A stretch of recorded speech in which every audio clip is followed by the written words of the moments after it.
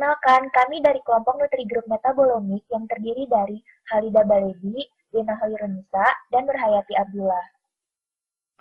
Kami adalah mahasiswa mikrobiologi ITB dan akan mempresentasikan proyek metabolomik kami yang berjudul Pengujian Kualitas Susu Sapi di Peternakan Manoko Kecamatan Lembang berdasarkan variasi pakan ternak menggunakan metode Ultrasonic Milk Analyzer atau UMA. Hal yang melatar belakangi penelitian ini adalah kebutuhan susu nasional dari tahun ke tahun yang terus meningkat.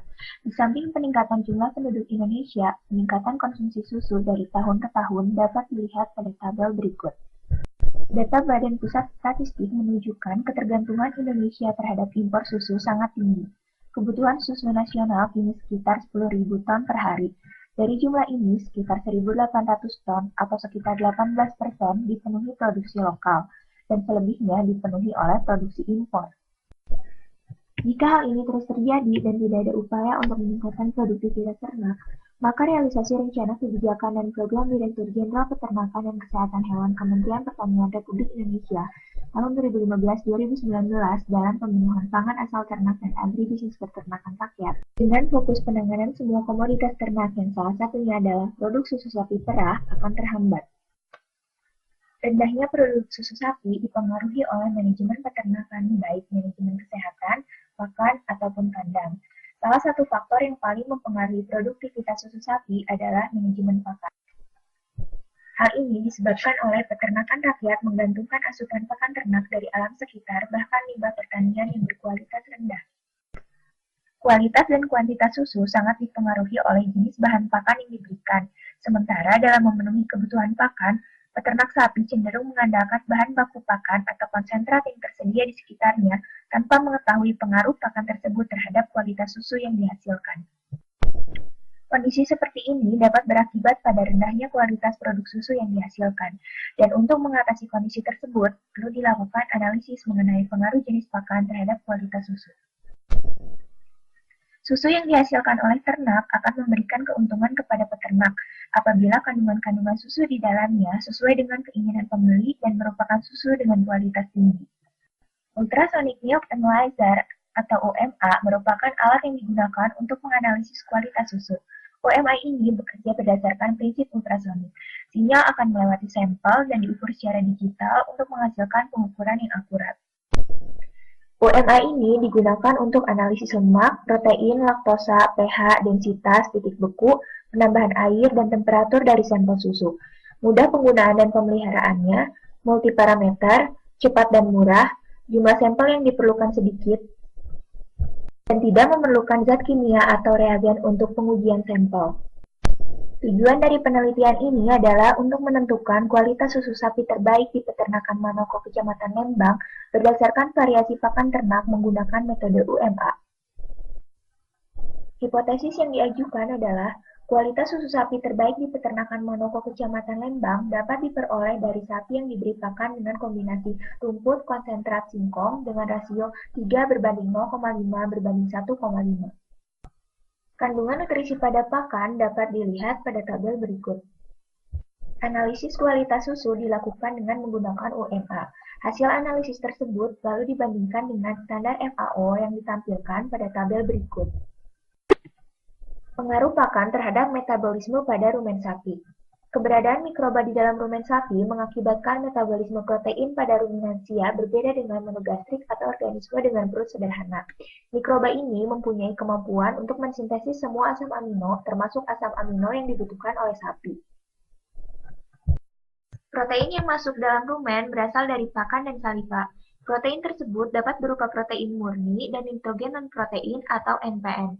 Mikroba pada rumen mempunyai peranan penting dalam metabolisme protein karena dapat menggunakan NPN untuk diubah menjadi protein tubuhnya.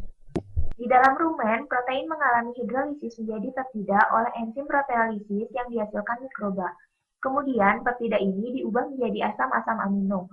Sebagian asam amino tersebut digunakan untuk membentuk mikrobial protein dan sebagian lagi digunakan untuk sintesis protein susu.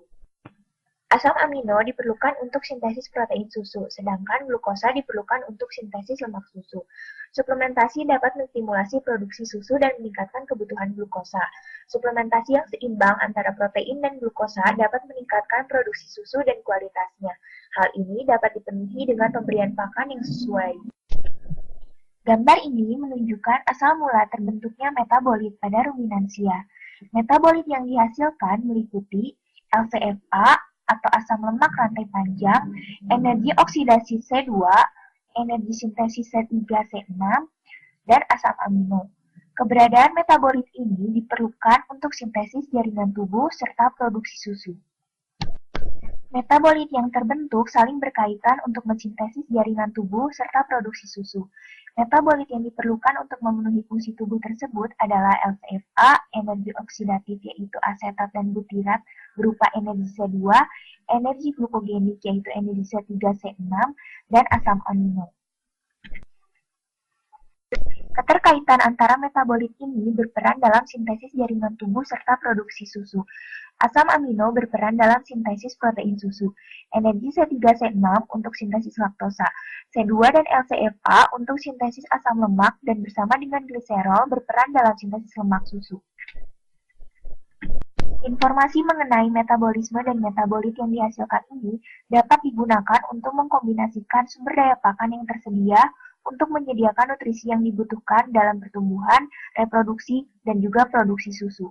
Kurangnya kadar protein dan glukosa merupakan faktor paling penting yang dapat menyebabkan rendahnya produktivitas sapi yang diberi pakan dengan kualitas rendah. Dampak dari rendahnya produktivitas sapi, salah satunya yaitu rendahnya kemampuan sapi untuk memproduksi susu yang unggul dari segi kualitas maupun kuantitas. Oleh karena itu, diperlukan adanya kombinasi yang tepat dalam pemberian pakan untuk memenuhi kebutuhan nutrisi yang digunakan untuk produksi susu. Metode yang dilakukan pada penelitian ini diawali dengan persiapan sapi dan kandang yang akan digunakan.